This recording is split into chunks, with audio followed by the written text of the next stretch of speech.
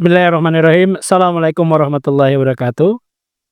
Kembali lagi dengan podcast Usmani Podcast, dalam program YPI Edukasi, bekerja sama dengan Palestina.id. Dan pada hari podcast pada kali ini, kita kembali lagi bersama dengan Bang Erlangga Gresino. Gimana Bang, kabar? Alhamdulillah. Alhamdulillah. Ya. Ini adalah podcast kedua kita Bang ya? Betul. Mantap. Dan kali ini kita akan membawakan suatu tema yang boleh dikatakan filosofis dan historis nih.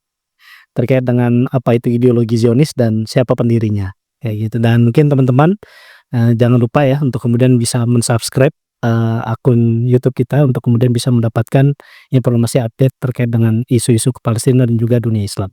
Dan mungkin langsung aja Bang Erlangga, sebelumnya kita di sini kalau kemarin kita bicara tentang kondisi update terkait dengan situasi Gaza dan juga ada fatwa jihad dan sebagainya, dan di podcast pada kali ini kita ingin membedah atau menjulitin lah ya. Jadi kita menjulitkan ya, karena ini adalah komandan julid fisabilillah. Coba kita julitin terkait dengan ideologi Zionis dan juga pendirinya seperti apa gitu. Mungkin juga masyarakat Indonesia harus banyak yang tahu juga nih. Betul. Kayak Oke Bang, terkait dengan membedah ideologi Zionisme tadi ya, saya jelaskan ini kan ideologi yang kalau menurut saya sudah cukup lama ya, bahkan lebih dari satu abad.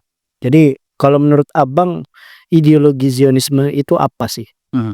Oke, jadi kalau kita berbicara mengenai Zionisme, maka pada dasarnya setiap negara kan punya ideologi. Seperti Indonesia punya Pancasila, negara lain mungkin menganut ideologi komunisme, ada yang kapitalisme dan seterusnya. Nah, kalau kita berbicara mengenai Zionisme ini, sebenarnya intinya itu sangat sederhana. Jadi dia adalah sebuah ideologi yang menginginkan agar orang Yahudi kembali berkumpul di Palestina. Sebenarnya secara sederhana itu seperti itu. Tetapi secara pengaplikasiannya gitu ya, secara garis besarnya kan yang namanya ideologi itu kan pasti ada aplikasi pragmatisnya. Tuh. Nah di sini yang mana ya kalau kita lihat gitu ya dari bagaimana pengaplikasian dari ideologi Zionisme itu sendiri adalah dengan mengusir warga Palestina gitu kan, kemudian melakukan genosida kepada penduduk asli gitu yang kemudian menjadikan Jewish supremacy ya. Jewish Supremacy ya, di mana orang-orang Yahudi itulah yang menjadi, kalau kita kan dulu ada yang namanya piramida sosial gitu ya. Orang Eropa di atas, kemudian di tengahnya ada orang Chinesen gitu ya, Arabisian, kemudian di bawahnya baru Inlander. Wow, Pribumi gitu. udah kayak kasta ya. Kayak kasta. Nah, orang Yahudi itu yang di kasta paling atas itu dalam urutan Zionisme itu. Itu mungkin yang dimaksud sebagai supremasi Seperti itu. Dan kalau kita bedah lagi, ini adalah ideologi yang sangat rasis. sangat rasis. Karena hanya orang Yahudi saja yang paling berhak untuk tinggal di tanah Palestina, seperti itu. Padahal kalau kita lihat gitu ya dari sejarah, di Palestina itu kan tempat di mana berbagai suku bangsa kan tinggal di sana gitu. Agama juga di sana, berbagai agama. Seperti agama Islam, agama Yahudi, agama Kristen kan sudah lama di sana dan memang sudah punya akar di sana bersama-sama gitu. Dan selama zaman Turki Utsmani ya, tiga agama ini kan mereka bersatu gitu kan. Kemudian mereka hidup berdampingan dengan rukun, dengan damai. Namun ketika munculnya Zionisme ini, tiba-tiba kenapa ada satu yang paling dianak emaskan? Kenapa ada satu yang paling merasa berhak atas tanah Palestina padahal semuanya punya akar yang sama mengakar gitu di Palestina itu. Kalau secara tinjauan historis dari setiap masing-masing agama sebenarnya memang berhak mengklaim ya suku kita pernah. Iya, tapi kemudian bisa menjadi satu anomali tersendiri ketika Zionis itu ingin menguasai seperti itu ya. Oke Bang, sebelumnya sebelum kita bicara lebih lanjut, kita kan tahu ya bahwasanya Zionis ini itu lahir itu bukan di negara Timur Tengah. Betul sekali. Kita tahu itu adalah negara Eropa gitu. Sebenarnya ada nggak sih ada semacam faktor latar belakang sosial politik di Yahudi Eropa tersendiri itu yang menyebabkan munculnya gerakan ini? Oke, jadi kalau kita lihat dari sejarah panjang gitu ya, orang Yahudi itu seringkali mengalami persekusi. Mereka dikucilkan, mereka tidak memiliki berbagai hak gitu ya di negara-negara Eropa pada khususnya gitu ya. Padahal kalau kita lihat dari sejarah gitu ya, misal katakanlah pada zaman Andalusia gitu ya, di mana orang Islam dan orang Yahudi kan mereka hidup berdampingan di Granada ya, di Granada, di Spanyol dan sebagainya. dan bahkan orang Yahudi mereka berhasil membuat semacam enlightenment gitu ya. Jadi di mana mereka itu bisa berkembang pesat dalam filosofi gitu ya, dalam segi pemikiran gitu ya. Bahkan mazhab Yahudi pun banyak tumbuh di saat itu. Jadi kita katakan pada zaman itulah gitu orang-orang Yahudi pun berkembang dengan baik gitu di bawah pemerintahan Islam gitu. Ketika masih dipusatkan di Cordoba gitu kan, Betul. di Andalusia seperti Nah, sedangkan hal ini berbeda halnya kalau kita melihat dari Eropa gitu. Misal orang-orang Yahudi yang tinggal di Jerman, di Prancis gitu ya, di beberapa negara Eropa itu, pada saat itu orang-orang Yahudi tidak sama gitu dengan orang-orang Eropa pada umumnya gitu. Jadi mereka diharuskan tinggal namanya di suatu daerah khusus gitu ya. Kalau di kita mungkin daerah pinggiran lah gitu. Ada istilah Inggrisnya namanya ghetto. ghetto. Nah itu kan istilah perkampungan Yahudi itu. Oh gitu ya. Seperti itu. Setiap daerah di kota-kota Eropa pasti ada ghetto. Ada ghettonya. Jadi nggak bisa berbaur dengan penduduk asli gitu. Jadi akhirnya mengakibatkan ada stigma tersendiri gitu bagi orang Yahudi. Mereka kemudian disangka sebagai wah ini nih yang suka minum darah anak-anak gitu kan kayak gitu-gitu. Itu ya. Makanya ada istilah blood libel itu. Blood libel.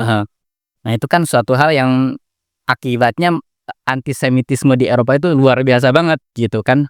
Jadi pada saat munculnya Zionisme itu akarnya dari situ sebenarnya gitu. Begitu memuncaknya antisemitisme di Eropa sehingga pada saat itu ada seorang jurnalis ya, dia kelahiran dari Budapest, namanya Theodor Herzl. Okay. Dia merasa bahwasanya akar permasalahan ini adalah karena orang Yahudi tidak punya tanah air gitu.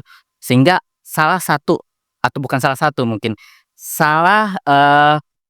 satu-satunya cara untuk agar orang Yahudi terbebas dari penindasan, dari persekusi, yaitu caranya mereka punya tanah air sendiri gitu.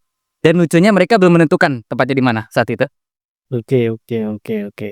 Jadi kalau saya melihat mungkin secara sekilas, kenapa akhirnya orang-orang Yahudi di Eropa itu mendapatkan stigma yang negatif?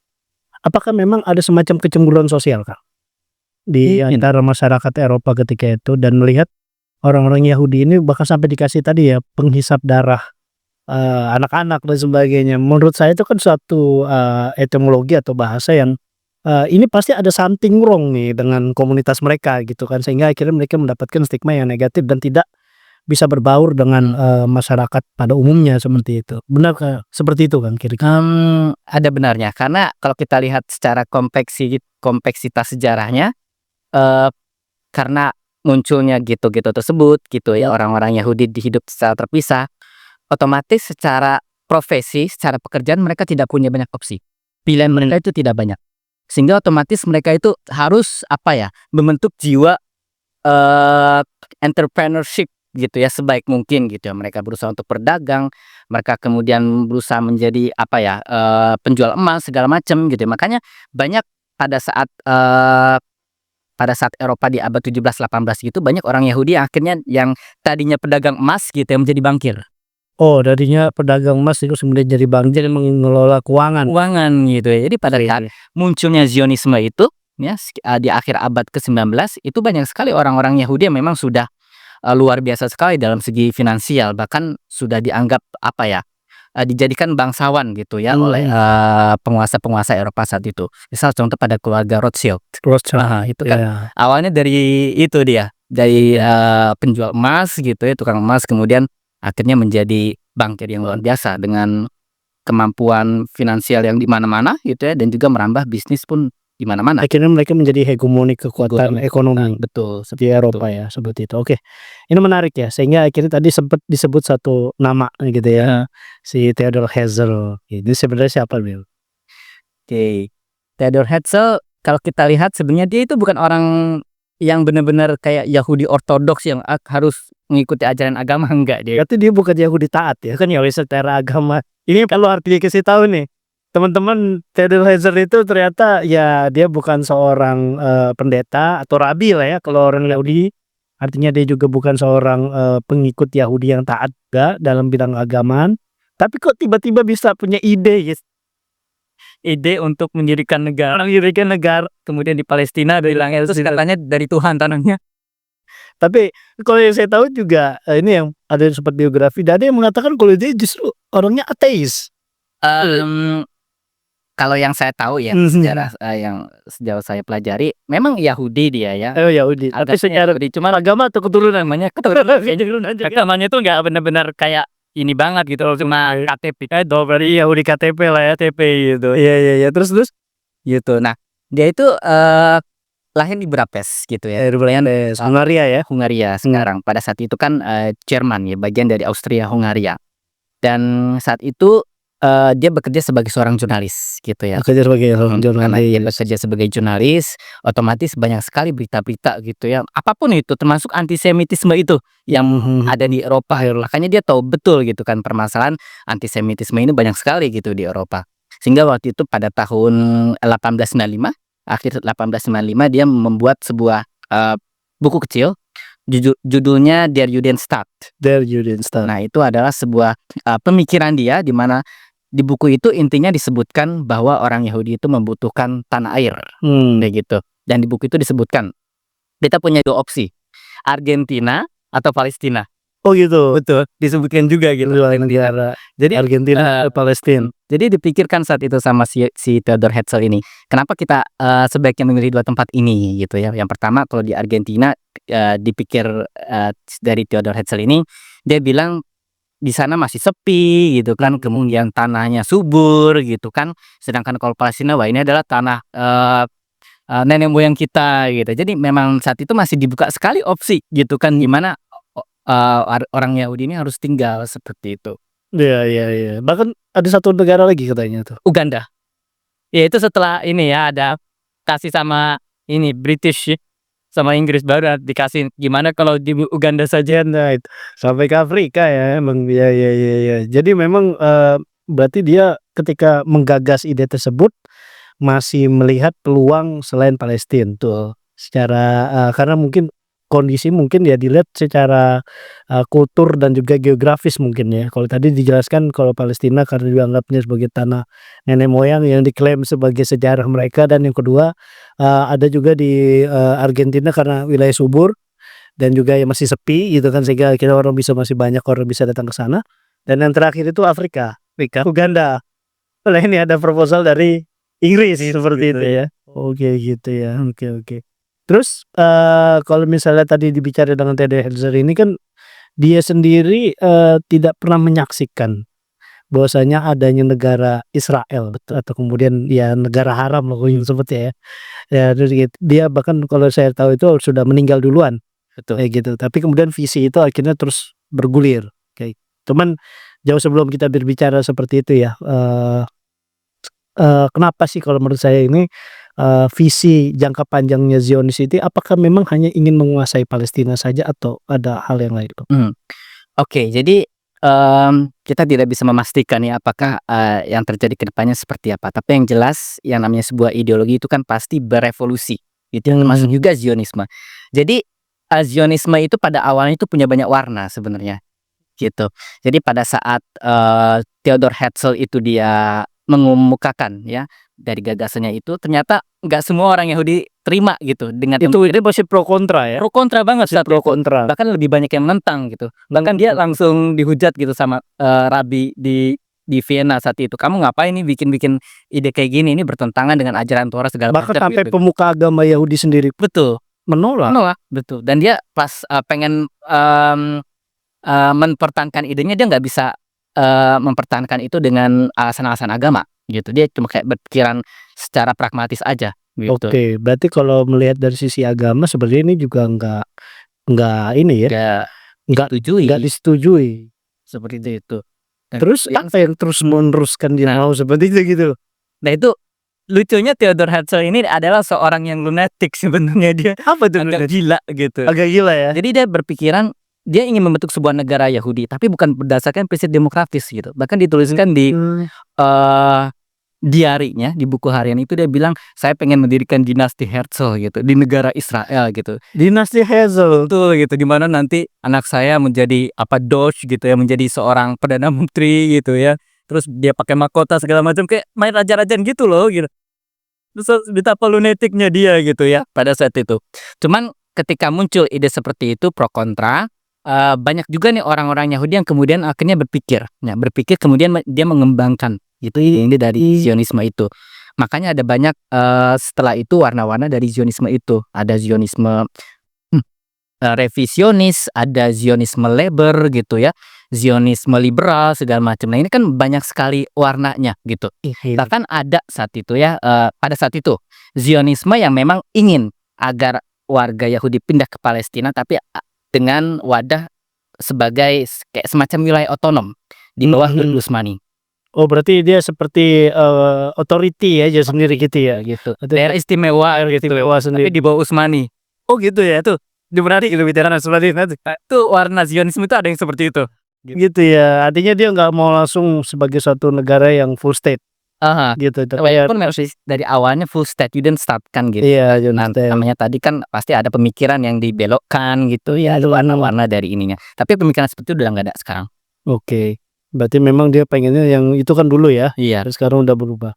Tapi emang menariknya gini Bang, kalau saya lihat, apa yang kemudian direncanakan oleh Theodor Herzl itu tentu juga kalau tadi ada sebagian besar juga yang menolak, tapi kan ada juga yang sebagian kecil juga menerima dan Terima. sampai melakukan berbagai macam lobby. Ya bahkan ya kalau saya sendiri kan di Turki kita melihat ada peran, Theodor Herzl itu sampai mau bertemu dengan Sultan Abdul Hamid. Betul.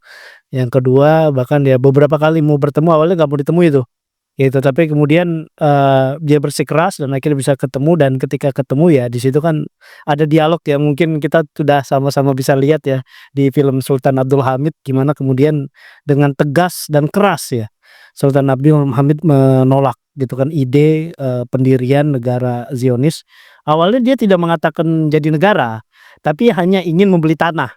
Betul. Kayak gitu ya, dari membeli tanah itu tapi kan seorang Sultan Abdul Hamid itu dia sudah melihat, apa yang dilakukan oleh, Theodor Herzl bahkan sampai mengumpulkan, konferensi pertama ya, Zionis di mana, di Basel, di Swiss, dan kemudian dia melihat di situ ya ada catatan dari wartawan bahkan foto yang jelas, sampai membuat bendera sendiri dan kemudian dia menunjukkan itu.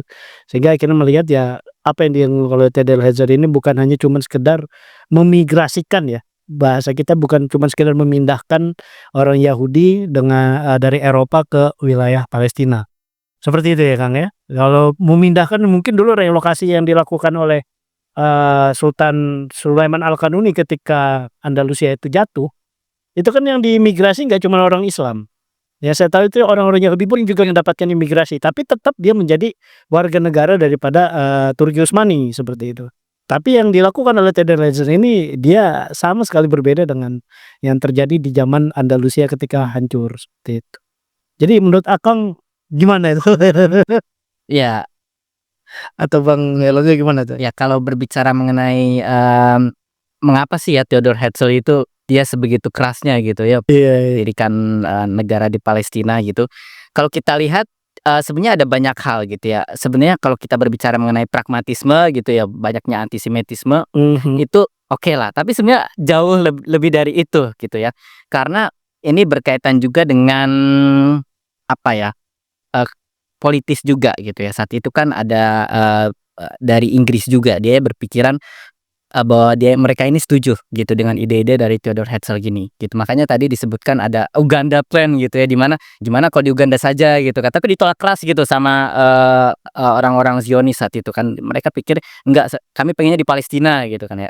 Akhirnya setelah lobby-lobby gitu ya, nggak cuma ke pemerintahan aja, tetapi juga ke, bankir-bankir gitu ya, otomatis mereka kan butuh uang tuh untuk seperti itu. Oke. Dan otomatis ya dari kemampuan finansial, dari dukungan politik, ya dari situlah kemudian munculnya Zionisme itu jadi, berangsur-angsur lah istilahnya, semakin mengakar di Palestina perlahan-lahan. Dan sebenarnya dari awal Turki Utsmani ini sudah sangat Sudah aware ya? sudah aware sekali dengan perkembangan seperti ini, kayak gitu. Jadi memang kalau kita lihat dari pergerakan Theodor Herzl pada masa itu, dia ini sangat amat pragmatis gitu ya. Pada akhir abad ke-19 itu, Sultan Abdul Hamid itu memiliki citra yang sangat buruk di Eropa. Karena dianggap, mereka si Sultan Abdul Hamid ini membantai warga Armenia, ya.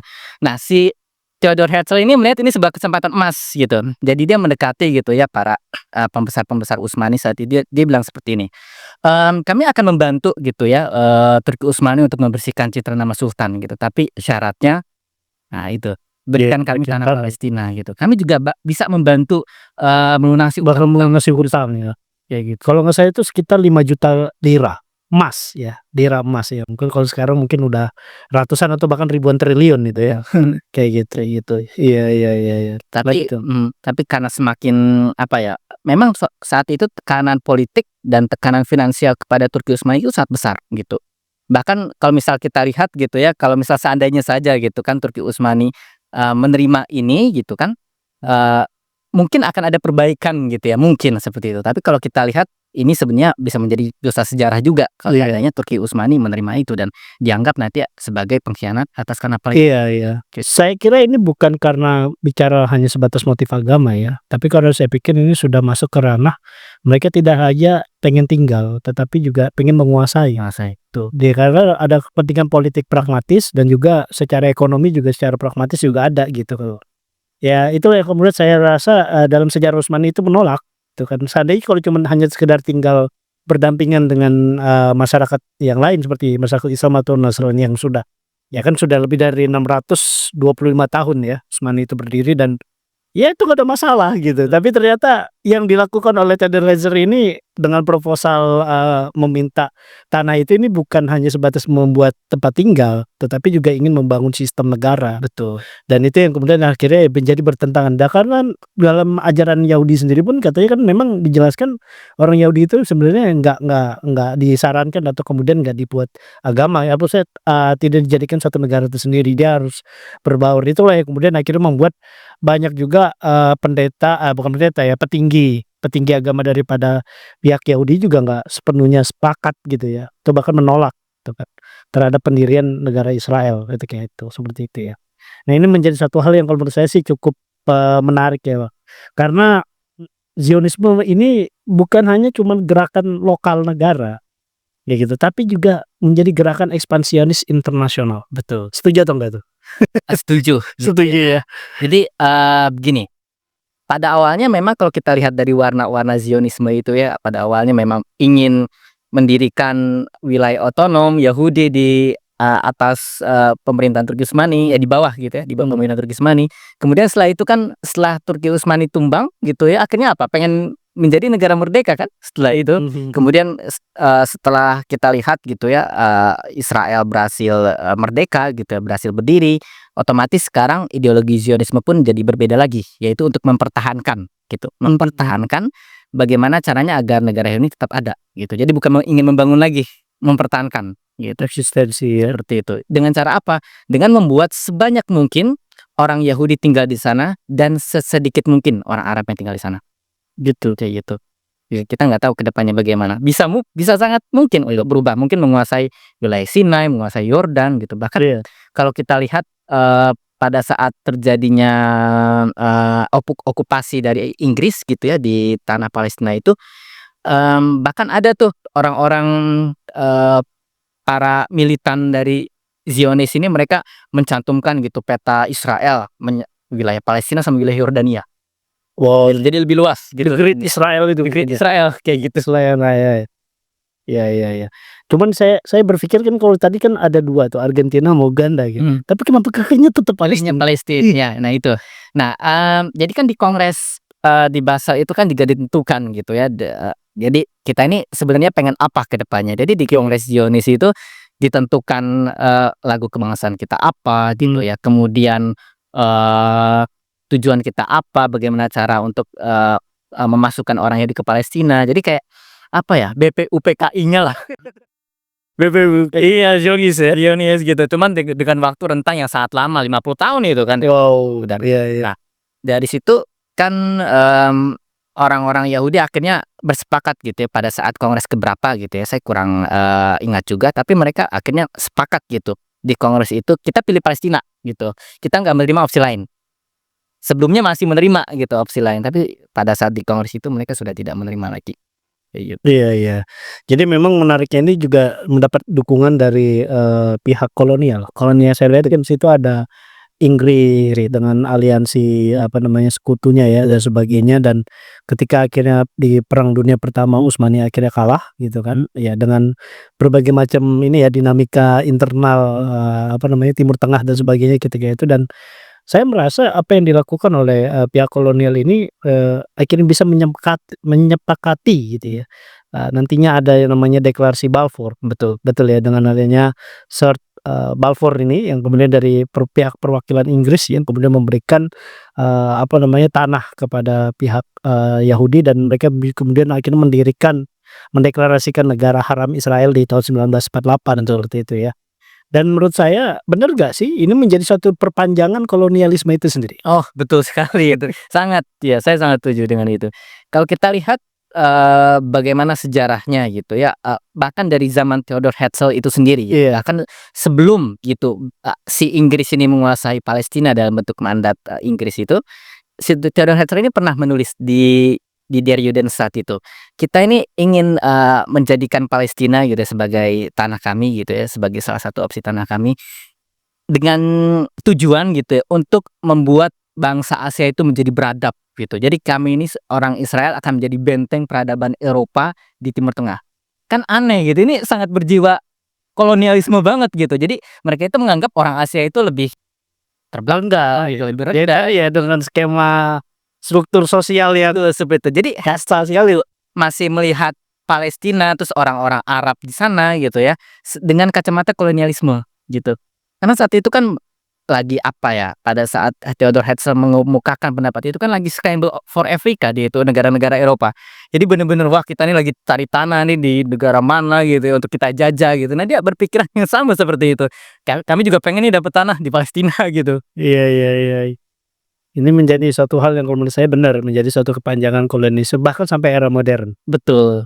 Yang kalau menurut kita kan kita sedang hidup di abad 21 gitu ya, yang notabene, supremasi tentang masalah kemanusiaan, egaliter, dan persamaan hak, antara apa, masyarakat dunia yang, sudah mengglobal hari ini, tapi ternyata masih terjadi kolonialisme yang ada di, apa namanya, Palestina, Asia. Sekarang kita tahu ya, berdirinya negara Israel bukan hanya cuman sekedar menjadi negara, tapi kemudian melakukan berbagai macam, upaya penindasan dan sebagainya, seperti itu ya, Kang, ya, betul.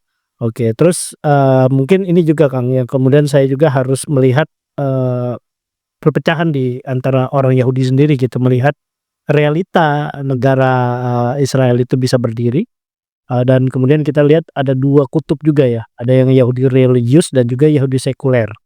Betul. Gitu ya, melihat, dinamika dan termasuk juga buku Der Staat ya, tadi sorry apa namanya? Der Judenstaat, Der Judenstaat, ini bahasanya bahasa Jerman. Jerman sih ya. Jadi apa kalau melihat akan melihat juga dengan reaksi Yahudi sekuler dan Yahudi religius ini? Oke, pada masa kini memang kita menganggapnya sebagai, perpecahan gitu ya, Yahudi religius sama, Yahudi sekuler gitu. Padahal pada masa itu, anggapannya begini, kita melihat orang Yahudi itu kan ada juga di Palestina sebenarnya, yaitu sekitar 5% lah di Palestina. Dan mereka ini sangat berbeda dengan orang Yahudi di luar Palestina maksudnya. Jadi orang-orang Yahudi yang memang sudah lama gitu ya tinggal di Palestina pada masa itu, mereka itu orang-orang Yahudi yang sangat ortodoks gitu ya, mereka nggak memikirkan dunia dan mereka itu hidup ya dengan mengandalkan kayak semacam sedekahnya Yahudi gitu ya, agar mereka bisa tetap beribadah gitu ya, mereka punya keterikatan dengan, Yerusalem gitu sehingga mereka ingin meninggal gitu ya di tanah Yerusalem itu. Mereka sama sekali nggak kepikiran untuk, mendirikan negara, enggak. Jadi mereka menganggap Yerusalem ini sebagai apa, ibu kota religius di mana mereka bisa memiliki keterikatan sampai mereka meninggal, seperti itu. Dan orang-orang Yahudi seperti ini mereka tidak berpikiran untuk mendapatkan sebuah, konsesi politik, mendirikan negara, mereka pengen beribadah aja gitu. Kemudian datanglah nih orang-orang dari Eropa, orang-orang Zionis ini gitu. Iya iya iya iya. Mereka yang berpikiran apa ya, Eropa, berpikiran maju, akhirnya clash sama orang asli ini. Oh gitu, sampai clash ya? Clash gitu, karena orang-orang Zionis yang dari Eropa ini kan ketika mereka tinggal di Palestina, mereka nggak ngikut custom orang Yahudi yang sudah tinggal di sana gitu. Jadi orang-orang Yahudi yang sudah lama tinggal di Palestina kan mereka punya hukum sendiri, punya custom sendiri gitu ya. Mereka berharapan orang Zionis ini ngikut mereka gitu. Dengan orang Zionis ini mereka sudah egois gitu. Kami ngapain ngikut kalian gitu ya. Kami ya sudah Iya iya. punya pemukiman sendiri gitu kan. Mereka akhirnya punya aturan-aturan halokaust sendiri gitu kan ya. Akhirnya mengakibatkan orang-orang Yahudi yang asli Palestina ini nganggap, wah ini nih orang pendatang nih nggak tahu diri nih. Bahkan dari orang Yahudi sendiri sudah seperti itu gitu kan Iya, yang ada di sana.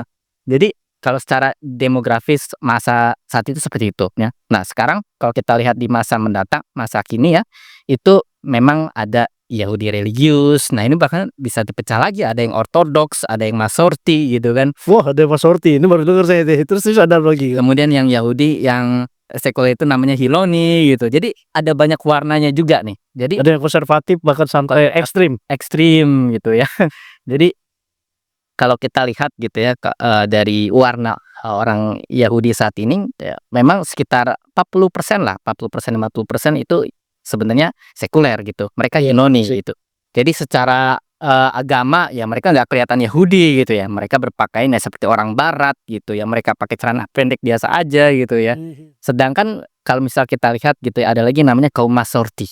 Gitu ya, kaum tradisionalis gitu, di mana mereka ini yang punya keterikatan dengan rabi gitu ya. Istilahnya kayak Yahudi lah gitu ya. Iya. Tuh, jadi mereka pasang foto apa tuh rabi Yahudi di rumah mereka, kemudian mereka ikut bar mitzvah gitu, mereka sunat segala macam. Jadi punya keterikatan agama secara tradisional gitu. Kultural sekali. Kultural gitu, yang pakai kippah gitu tapi kecil. Nah, Iya. itu Masorti banget itu. Oke ya. Terus ada lagi yang namanya Yahudi ultra ortodoks gitu. Ultra Oh, nah ini misal pakai jas hitam, pakai topi hitam, nah itu namanya dia itu Yahudi ortodoks seperti itu. sampai seperti itunya. Berarti memang tipologi Yahudi sendiri Berbeda-beda, beragam. beragam, dan mereka pun di zaman Israel saat ini mereka memiliki apa ya, keterpecahan sosial sebenarnya. Orang Hiloni tidak suka sama orang yang ultra ortodoks gitu ya. Kemudian yang ultra ortodoks kurang suka sama yang Masorti gitu, dianggap kurang ngikuti syariat Yahudi gitu kan. Yang satu dianggap, ini kau kaku sekali dengan agama gitu segala macam. Jadi mereka itu kohesivitas sosialnya pun jadi rendah. Iya. Tapi apakah negara Israel itu mencantumkan konstitusi sebagai negara agama? Mereka nggak punya konstitusi. Kok punya konstitusi? Jadi kan kalau mereka mengatakan kita ini adalah negara yang didirikan karena nasib orang-orang Yahudi yang berkata seperti itu. Tapi apakah negara Israel itu mencantumkan itu sebagai konstitusi?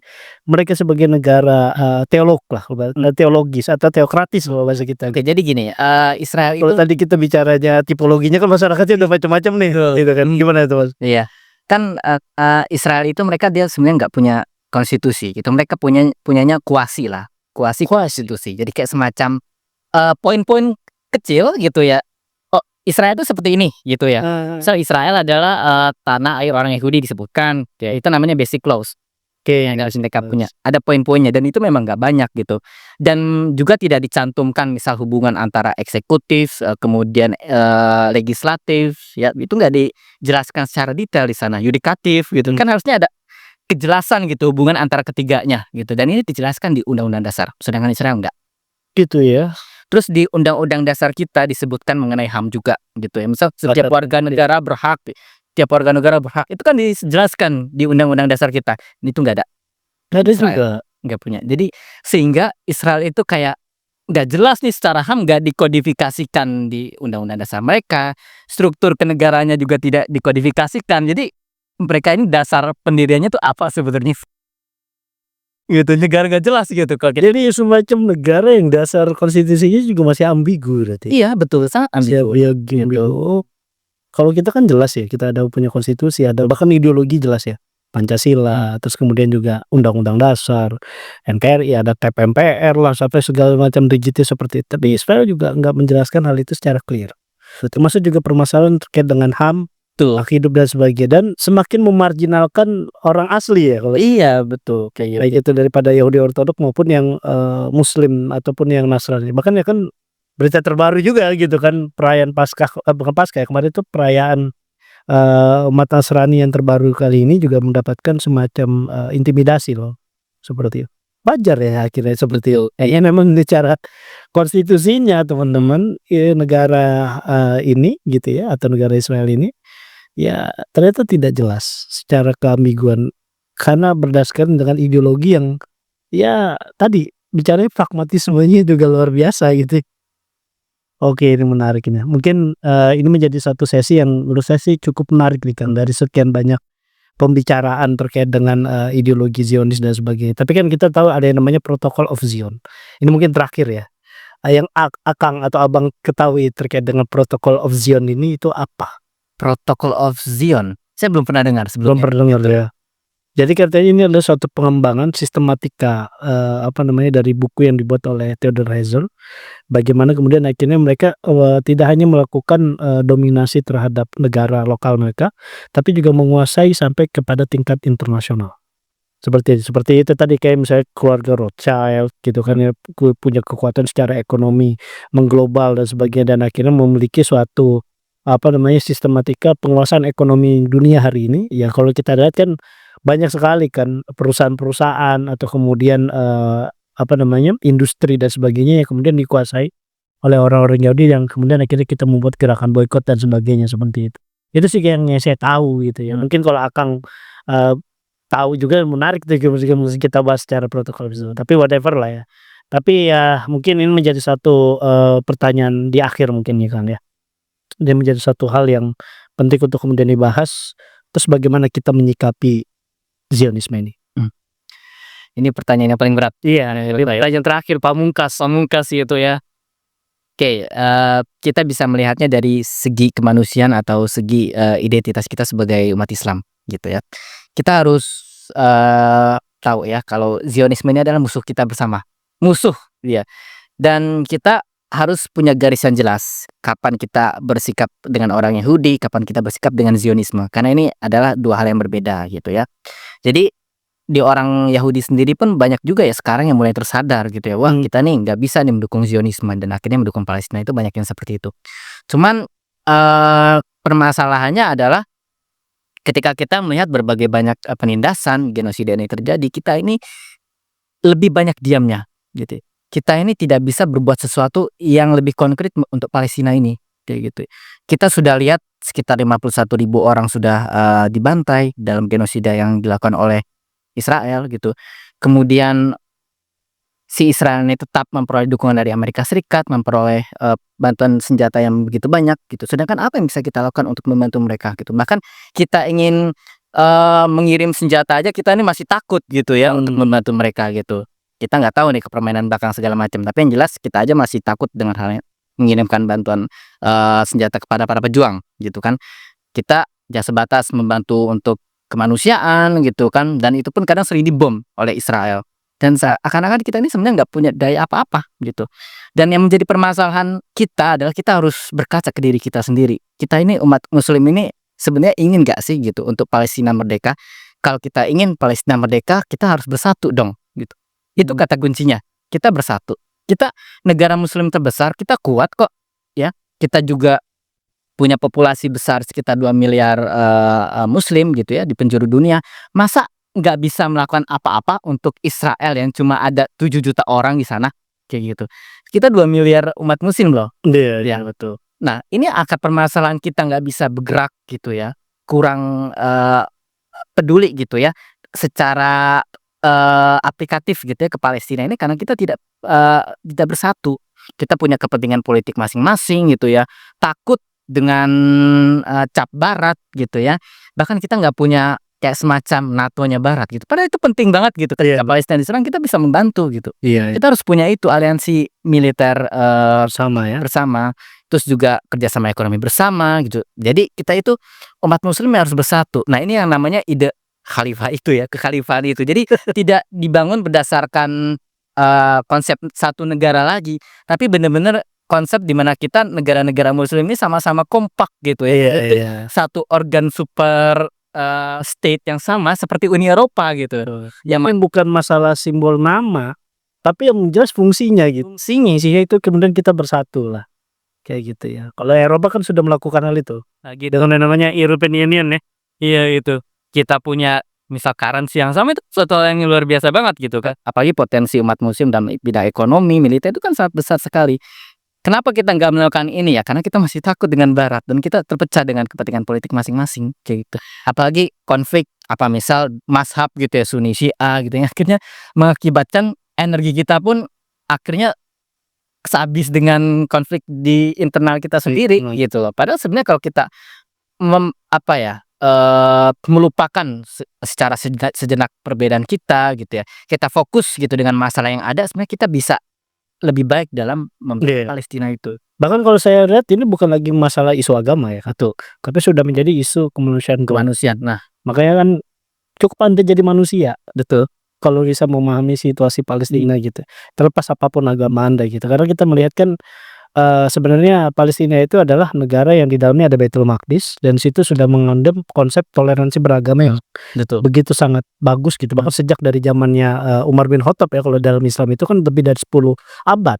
Mereka hidup berdampingan, tidak ada permasalahan, tapi tiba-tiba datang Zionis, ya walaupun sebelumnya itu pernah terjadi perang salib gitu ya, tapi kan setelah itu kemudian itu ya kita lihat Zionis ini lebih parah gitu ya, yang akhirnya melakukan penjajahan sampai hari ini dan itu tidak hanya disikapi oleh negara-negara muslim.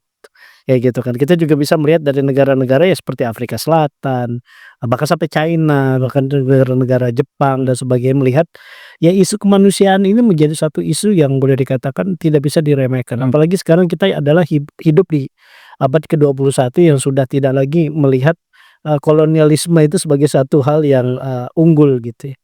Dan itu yang menurut saya menarik gitu ya. Kenapa akhirnya isu Palestina hari ini itu ya apapun terlepas pun agama Anda gitu, bahkan kan orang-orang Yahudi sendiri pun juga sudah mulai sadar. Betul. Yang saya lihat ya apa yang dilakukan oleh, Zionisme ini itu sangat bertentangan dengan nilai-nilai keagamaan dimanapun seperti itu. Jadi menurut saya ini konteksnya akan jauh lebih luas Kang, seperti itu Kang. Betul. Karena kalau kita lihat secara kemanusiaan, sebenarnya saya secara pribadi itu tidak setuju untuk memaksa orang mendukung Palestina. Gitu ya. Karena orang yang waras itu pasti dengan sendirinya Cukup jadi waras, cukup waras ya untuk membela Palestina cukup seperti itu. jadi waras gitu untuk membela Palestina gitu ya, ya. Oke. Jadi, selain itu kalau kita sebagai, umat muslim terutama ya, tentu kita harus mempelajari sejarah. Ini sangat penting Iya betul, karena bagaimanapun itu adalah kota suci kita juga, bagi kita gitu ya. kiblat pertama kan. Bahkan, eee eee, pembebasan Baitul Maqdis ini kita sebenarnya bisa belajar juga dari sejarah bagaimana Sultan Salahuddin Al-Ayyubi ya, dalam membebaskan Palestina saat itu.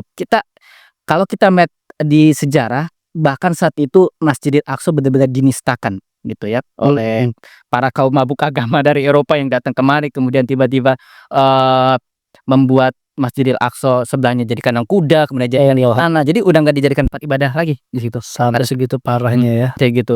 Sekarang alhamdulillah masih dijadikan tempat ibadah. Pada saat itu Masjidil Aqsa benar nggak bisa dijadikan tempat ibadah lagi. Dan alhamdulillah saat itu Sultan Salahuddin Al-Ayyubi dia berhasil menyatukan kekuatan umat Islam untuk membebaskan Yerusalem. Intinya di mana? Persatuan. Persatuan. Selama umat Islam masih terpecah, ini sebenarnya sangat apa ya? Kita itu sebenarnya bisa relate sekali dari sejarah pada saat itu tahun 1099. Orang-orang dari Eropa itu mereka datang ke Yerusalem kemudian menaklukkan Yerusalem dengan mudah gitu karena mereka bersatu dari Eropa. Dari Eropa bersatu, sementara kita berpecah.